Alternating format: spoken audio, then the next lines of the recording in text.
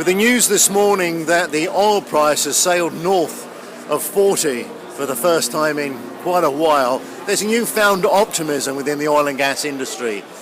That optimism is reflected here at the North African Petroleum Exhibition Conference, which is being held in Algiers. The event is large, and it claims to be, in fact, the biggest of its type in North Africa. They're expecting to attract around 25,000 people. As you can hear, it's busy. And with 80 companies representing 30 countries, it's set for a sound future. This is interesting to note that Mali and Iran are both visiting for the first time this year. The Iranian oil story, of course, is one familiar to us all, but Mali, well, it seems that the northern oil field has some promise, with geological formations very similar to those oil-producing formations here in Algeria.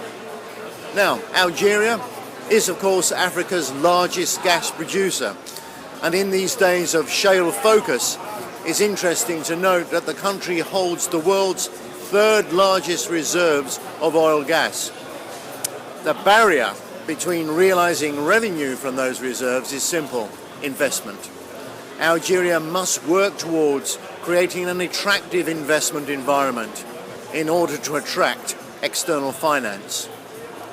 Meanwhile, OPEC members such as Saudi Arabia, Qatar and Venezuela continue to work with Russia to freeze production levels. The first time such cooperation has existed for quite a while. Now, this action, together with financial investors cancelling their bets on a reducing oil price, has given a brief respite to the doom and gloom of the last 20 months.